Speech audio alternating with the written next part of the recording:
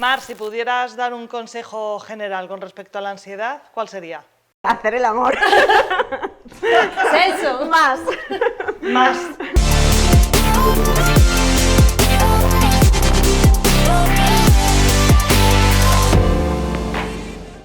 Bienvenido, bienvenida a este programa de Se acabó el drama, donde Sara y yo te enseñamos desde un punto humorístico el tema de la ansiedad.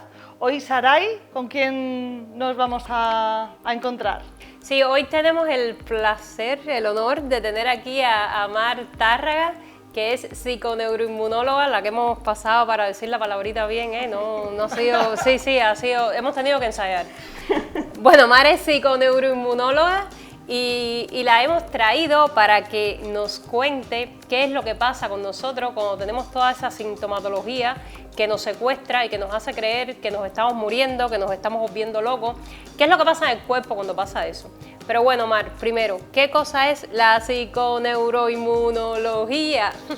La psiconeuroinmunología, ¿ves qué bien lo digo? El acrónimo es PNI y lo que hacemos es abordar todas las partes que integran al ser humano. Es decir, en una consulta, cuando viene un paciente, mi primera consulta es muy larga y lo que hago es que me explique qué ha pasado desde su nacimiento y los primeros años de vida, en toda su vida, incluso en el vientre materno, hasta ahora. Porque esa historia vital me va a contar el por qué esa persona está en ese momento actual. Y lo que hago es mirar la fisiología, es decir, el aparato endocrino, el aparato digestivo, su cerebro, su sistema inmune. Entonces lo que hago es mirar todas las partes que nos componen, no me quedo específicamente en el síntoma, sino que voy mucho más allá, y a partir de ahí lo que hacemos es resolver desde cada una de esas partes. Es una ciencia muy integrativa y todo lo que hacemos lo hacemos basado en estudios científicos, que esto también es importante. ¿Cuál es tu propia experiencia, Mar, con respecto a la ansiedad para poder ayudar al otro? Vale, pues la ansiedad es algo súper habitual. Esto también le quita mucho hierro al asunto. Hay muchas personas que padecen ansiedad. Y la mía propia hace ya muchos años, porque tenía como unos 17 años o así, y lo que me pasó es que una noche me fui a dormir y ya estando acostada y a punto de dormirme además, me dio un ataque de pánico y eso, bueno, pues ¿qué os voy a contar? Sí. Fue una experiencia horrorosa y la recordaré toda la vida porque la sensación que tuve, que eso fue lo peor, porque tenía todos los síntomas físicos, que ya sabemos, pero lo peor fue la sensación de pensar, no de pensar, de tener la certeza absoluta de que me iba a morir en ese justo momento. Me gustó mucho una cosa que dijiste de que esto es muy común, porque tenemos que quitar el mito ese de que la ansiedad es una cosa que solamente le sucede a determinadas personas, ¿no? Que a veces hay mucho estigma con decir que tengo ansiedad, con buscar ayuda, lo importante de buscar ayuda en profesionales cuando estamos en estos ciclos de ansiedad, porque bueno, ahora más nos va a seguir contando también cómo a veces sintomatología que es física se confunde con ansiedad, que nos habías dicho algo de esto. ¿Nos puedes contar algunos ejemplos? Sí, te contaba antes que fue justo ayer que me llamó mucho la atención. Vino una paciente, esto es bastante habitual también. Vino una paciente que había ido a su médico de cabecera porque tenía síntomas de ansiedad y efectivamente el médico le dijo que tenía ansiedad y le mandó ansiolíticos. Y al día siguiente vino a mi consulta, es decir, ayer. Y en los test de kinesiología lo que me salía es que el diafragma estaba espasmado. Esto es muy típico también. El diafragma es un músculo respiratorio, es el músculo respiratorio por excelencia, es un músculo muy grande, corta el cuerpo por la mitad. Y lo que hace es que interviene principalmente en la respiración. Un diafragma cuando funciona bien, lo que hace es que la respiración sea lenta y amplia. Y esto está directamente relacionado con tu estado mental. Cuando el diafragma funciona así, tu mente, tu estado mental es lento y amplio. Y cuando se espasma, la respiración es superficial y muy rápida. Y tu estado mental pues se implica con tu mente de mono, empiezas a hacer pensamientos más rápidos y mucho menos, más estresantes en realidad. Y esto es una cosa muy curiosa, porque cuando relajas el diafragma, que hay técnicas específicas, además son técnicas de fisioterapia muy comunes, muy habituales, cuando relajas el diafragma es una sensación de, pues es que mi mente ya está calmada, ¿sabes? Es que está directamente relacionado. Que parece que muchos de los síntomas que tenemos son solamente psicológicos y que esto causa un efecto físico, pero puede ser al revés perfectamente. De hecho, esto del diafragma es, como os decía, muy habitual. Y de hecho la chica se fue súper, bueno, encantada por supuesto, pero sorprendida, porque nunca pensaba que algo tan físico pudiera estar directamente relacionado con lo que a ella le estaba pasando en la cabeza. Madre mía, y cuando pasa lo contrario, que eso Alicia y yo tenemos mucha experiencia, ¿no? De no tener nada físico así, pero creer que nos tenemos, ¿no? Que tenemos algo. Cuéntanos otro ejemplo tuyo, Saray. Bueno, sí, uno de los últimos episodios que tuve, y esto siempre lo hablamos para que vean que nosotras, que estamos entrenadas, que sabemos cómo funciona esto, aún nos creemos lo que nos cuenta la cabeza de vez en cuando, sabiendo que es mentira. Bueno, pues nada, se me inflama un ganglio aquí en la ingle y yo, ay mi madre, esto es cáncer ya. O sea, sin duda, ya, esto es cáncer. Me voy al médico, me dice, no tienes nada, lo que tienes es el ganglio atascado porque te estás haciendo una desintoxicación, bla, bla, bla, bueno, en fin. El ganglio. Me pasaba el día con el ganglio en la mano. O sea, claro, cómo el ganglio se me iba a bajar si me pasaba el día ahí tocándome el ganglio. Y una parte mía sabía que era mentira. Que una voz que me decía, no pasa nada, y la otra, ¿y si el médico se equivocó? Y ahí con el ganglio, claro. Es que en ese momento no lo puedes controlar. Y a ti, dale, que tú tienes cuento para aburrir. Yo tengo también varias, y además, lo que dice Saray, van surgiendo. Lo que pasa que ya tenemos... ya estamos entrenadas en esto. Hace muy poco, también en la misma zona, esto debe ser por comunicación. Por meses, no sé, por comunicación, en la ingle precisamente también me empezaban a dar espasmos y es, bueno, pues esto embarazo no puede ser, ya lo aseguro, por si el niño se mueve o el bebé se mueve, esto no puede ser. ¿Qué vino después? Lo trágico. Vino la culebrilla, la enfermedad esta de la culebrilla que te come por dentro del intestino, que igual yo me la he inventado, la Tenia. Que me estaba comiendo el intestino entero, pero no llego a pensar que ese mismo día me podía dar simplemente espasmos musculares por el tema de haber hecho 18 kilómetros durante la mañana y tenía las piernas cansadas. Dije, me voy a arriesgar a pensar en lo bueno. Sí, porque lo otro es que tienes un bicho adentro que te está comiendo por dentro. Por supuesto. Y además que es tan real. Mar, cuéntanos por qué... Esto es súper típico. Pero cuéntanos qué es lo que pasa a nivel fisiológico, que cuando estamos en todos esos procesos mentales se manifiestan también a nivel físico. ¿Qué pasa en el cuerpo? Y bueno, siempre se habla de la relación de la ansiedad con el cortisol, ¿no? ¿Qué es lo que hay ahí? Bueno, esto es un secuestro amigdalino. Tu amígdala, que es el órgano como de nuestro cerebro reptiliano, el más emocional de todos. Además, las emociones que gestiona son las de miedo, ansiedad, son emociones muy de lucha y huida, de supervivencia. Entonces, en estos momentos, tu amígdala, se centra en sobrevivir. Y esto es algo, es muy productivo, quiero decir, si tú piensas que lo que quiere tu cuerpo es sobrevivir, pues claro, vamos a secuestrar la amígdala para que me proteja de cualquier mal, porque así sobrevivo, tiene una función muy específica. El problema viene que, claro, que esto no es real, porque estás interpretando la realidad no es esa, es tu mente, la mente de mono que hablábamos antes, que empieza a dar vueltas y empieza a interpretar la realidad, que ya sabes que caben muchas interpretaciones. Hombre, mira el bicho que se está comiendo Alicia. Cuanto más le das cancha, más síntomas vas teniendo, ¿no? Claro.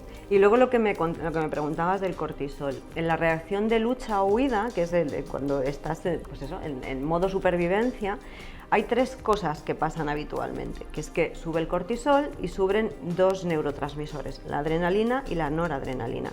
Y esto hace que el sistema nervioso simpático, se llama así, se active muchísimo, y cuando se activa nos dan todos los síntomas típicos pues eso, se te acelera el pulso, empiezas a sudar, se te seca la boca. Todo esto es típico de subida de cortisol y activación del sistema nervioso simpático.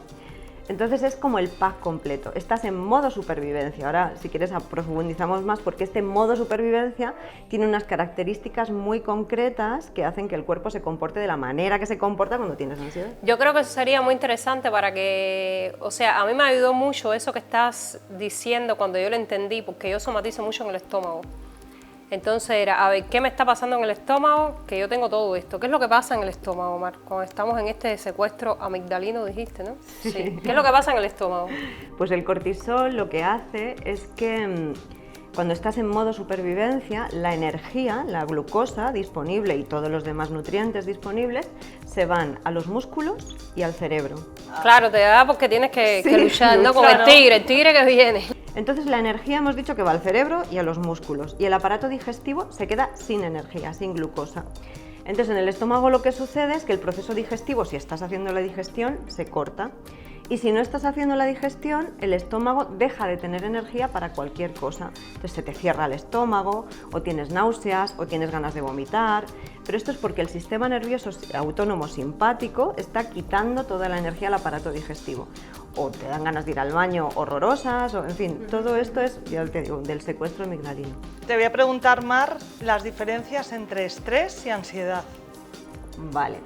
Aquí te voy a decir mi interpretación del Claro. tema, porque hay muchísimas descripciones de estrés y de ansiedad. Para mí, la ansiedad es como una manifestación más de estrés. El estrés tiene una función fisiológica, tiene una función adaptativa. Tú tienes estrés porque imagínate que viene un león y está un león ahí ahora mismo, tú te tienes que defender del león o salir pitando.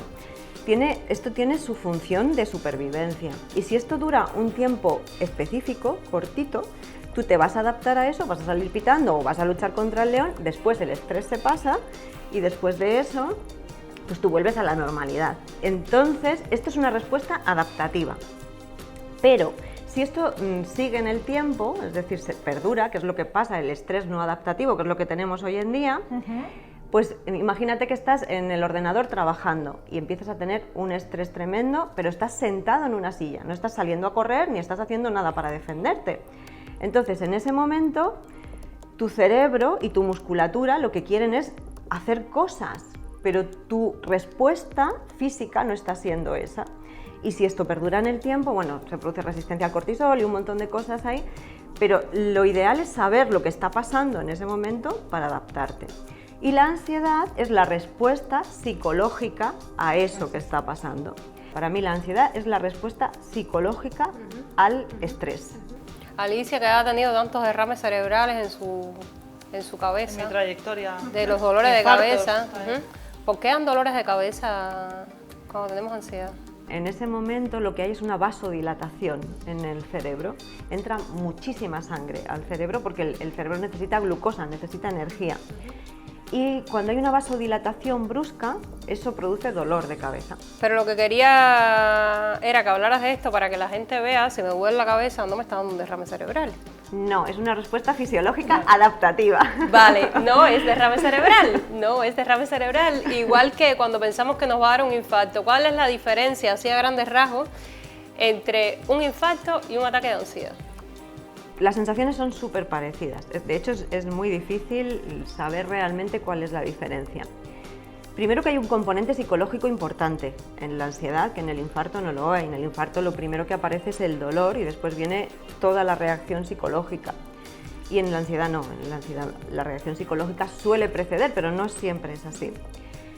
Luego el dolor del infarto, sabéis que es más de una parte del cuerpo, normalmente la izquierda, en las mujeres más la mandíbula que el brazo. Esto es característico de mujeres, la mandíbula. Y en la ansiedad el dolor es como más punzante, son puntos concretos del cuerpo, sobre todo aquí debajo de la mama, son cosas muy puntuales. Temblores Y también. temblores, eso es, se duermen las puntas de los dedos, los temblores son típicos de la ansiedad, no del infarto.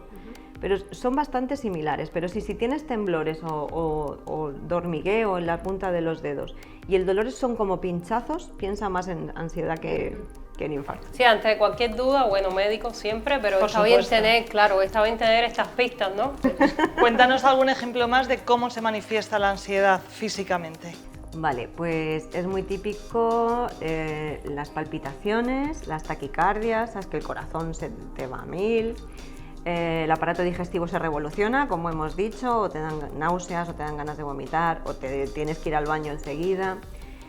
La boca se seca, esto es muy de lo que hablábamos antes, de exceso de cortisol, el dolor de cabeza que habéis dicho. Incluso en la piel. ¿Se Sí, puede notar? Sí, lo de la piel es súper característico. La piel, el pulmón y el intestino son órganos que están inervados y están relacionados embriológicamente. Entonces, cuando tenemos cualquier manifestación en cualquiera de ellos, tienes manifestaciones en los otros dos. Entonces, hay muchísimas enfermedades de piel, ¿sabes? Tipo rosácea, acné, eczemas, que tienen muchísima relación con el eje HPA, que se llama, con el cortisol, porque hay un eje HPA propio de la piel. Bueno, pero esto ya es mucho rollo. El caso es que los problemas de piel y del aparato digestivo son muy típicos de ansiedad. Y cuando, en tu experiencia, si se resuelve la ansiedad, ¿estos problemas también mejoran de la piel? Sí. Vale, Sí. vale. Mira, tengo un caso de un cliente que tiende a la hipocondria y me llama de vez en cuando porque cree que tiene algo más y lo que tiene son contracturas. Sí, también. ¿Por qué tenemos contractura cuando tenemos ansiedad? Pues lo que os decía antes, la reacción de supervivencia, de lucha o huida. Los trapecios son los músculos de lucha y es lo más frecuente, es que tienen muchos receptores al cortisol, los trapecios y los gemelos, como hemos dicho antes, y lo que pasa es que los trapecios se contraen muchísimo y esa contracción tiene que bajar. Sí, para dejar también como entendido para la gente que a veces le dan dolores en cuerpos musculares, que no pensemos lo peor y no nos vayamos directamente como Alicia, me duele aquí, me está comiendo un bicho, sino que, tengo contractura y me pregunto, ¿será ansiedad? De nuevo, la toma de conciencia de si eso puede llegar a ser otra cosa y no un ataque. Una persona que tenga ansiedad, ¿cómo podría ayudarse mirando la nutrición? Vale, bioquímicamente hay una relación muy directa entre la carencia de vitamina B3 y la ansiedad. Todas las B, pero específicamente la B3. Luego hay un montón de nutrientes que necesitamos para que nuestro cuerpo haga su función de manera correcta, sobre todo vitaminas, minerales y macronutrientes y ácidos grasos, sobre todo los ácidos grasos omega 3 son fundamentales para que el cerebro funcione con normalidad. Y luego, hay minerales como el selenio, el cromo, el zinc, que también son muy importantes. En realidad, sin profundizar demasiado, que podríamos profundizar. No. Se trata de tener una alimentación equilibrada, tomar sobre todo muchas verduras. Entonces, para no liarnos mucho, sería comer cantidad y variedad de verduras y de frutas también, proteínas de alta calidad y grasas. Súper importante comer grasas, que esto hace unos años no se hablaba muy bien de las grasas, claro. Y ahora se sabe que hay vitaminas que son liposolubles que solamente están en las grasas. Según lo que está diciendo Mar, no estaría de más, si estoy con ansiedad durante muchísimo tiempo, ir y ver una persona como Mar o ir al médico, lo que sea, y que me hagan una analítica a ver cómo están mis vitaminas y eso, y a lo mejor algo tan sencillo como corregir algo que me falta me puede ayudar un montón o la puede desaparecer. Mamá me estaba contando una historia muy buena que tenía con una paciente de la Coca-Cola, que tomaba mucha Coca-Cola. Sí, cuéntanos eso, Mar. Bueno, esto fue súper curioso, fue hace ya años, pero me llamó tanto la atención que todavía lo recuerdo. Era una paciente que venía porque tenía síntomas de ansiedad, entre otras muchas cosas. Y una de las cosas que la pasaban es que tomaba, esto es que es muy fuerte, tomaba 6 litros de Coca-Cola al día. Si no tomaba 6 litros de Coca-Cola al día, le faltaba algo, y esto todos los días. En realidad ya no era tanto la cafeína de la Coca-Cola, que también, sino el azúcar. Sí, ella tenía una adicción importante al azúcar que la suplía tomando Coca-Cola. Entonces, en este caso lo que hicimos fue, varias intervenciones, pero una de ellas fue, por supuesto, quitar esta adicción a la Coca-Cola. Tardamos tiempo, porque el azúcar es una adicción bastante fuerte. A mí me ha costado, que eso ya lo podemos hablar en otro programa, pero me costó mucho menos dejar de fumar hace un montón de años que dejar el azúcar. Vale, en este caso lo que hicimos fue bueno, ella tenía sobre todo las ganas de quitar esta adicción, que sí, no es muy complicado, sí, la actitud. Y luego utilizamos mucha suplementación. Hay suplementos específicos para, bueno, para paliar todos estos síntomas de adicción. Y luego una cosa que funciona muy bien, que esto también es interesante, cuando tienes mucha ansiedad con el azúcar, es algo que funciona bien. Yo sé que no es lo mismo, pero el té verde quita esta adicción. Es decir, imagínate que te dan unas ganas terribles de abrir el armario y comerte un bollo. En ese momento, si tienes la capacidad y las ganas de decir, bueno, voy a hacerme un té verde, el té verde suple esta necesidad. Té verde sin azúcar. Sí. Esta chica al final logramos quitar la adicción a la Coca-Cola y al azúcar e inmediatamente no hicimos ningún abordaje psicológico, por decirlo de alguna manera, y solamente quitando la adicción al azúcar y a la Coca-Cola, que costó su tiempecito, se le quitó la ansiedad. Esto también a mí me parece muy fuerte, ¿sabes? Que algo que pensamos que es meramente psicológico, que haciendo una intervención o haciendo algo a nivel físico, logremos que un aspecto psicológico mejore. A mí esto siempre me parece una maravilla. A mí me encanta, mira, me encanta este programa que hemos hecho hoy porque nunca lo habíamos visto al revés. Siempre vemos desde aquí cómo afecta aquí, claro. Y ahora estamos viendo cómo aquí también afecta aquí. Y nos has dado un montón de pistas. Mar, si pudieras dar un consejo general con respecto a la ansiedad, ¿cuál sería? ¿Te lo digo? Sí. Dilo. Hacer el amor. Celso. Más. Esto es muy curioso, pero tiene su explicación. Cuando hacemos el amor, entramos después del orgasmo activando el sistema nervioso parasimpático. Bueno, dependiendo de si estás enamorado o no, se activa un sistema o se activa otro, y dependiendo de si eres hombre o mujer, se activa uno o se activa otro. Ay, mi madre, otro programa. Un programa sobre el sexo y la ansiedad. Sí. Podemos profundizar mucho, pero básicamente... Las expectativas. Pero sí, así, a grosso modo, se activa el sistema nervioso parasimpático. Que hay que dar tranquilidad. Exacto, que es el antagonista al simpático, con lo cual es un método maravilloso para quitar todos los síntomas. Sí. Pero bueno, esto es un poco a tono jocoso, pero es cierto, estoy diciendo una gran verdad. Y luego así, a grosso modo, también lo que diría sería que nos paráramos, ¿sabes? Que cuando estamos aquí con un ataque de ansiedad o sufriendo ansiedad, estamos aquí en nuestra mente, estamos interpretando la realidad. Entonces, en ese momento puede ser muy interesante parar y darte cuenta de cuál es tu pensamiento recidivante o qué te estás diciendo a ti mismo en ese momento. Porque si te cazas en ese momento, es muy posible que te des cuenta de que tú estás reactivando continuamente ese estado. Para ir terminando el programa, quería decir que Mar es la autora de este libro maravilloso donde puede encontrar muchas de las cosas que ella estaba hablando. Es que te queda lindo, además el corazón te pega con el vestido. Es un libro espectacular, de verdad. Así que léanselo si quieren tener más pistas sobre lo que he hablado. Y por último, Mar, si alguien quiere verte, ¿dónde te puede encontrar?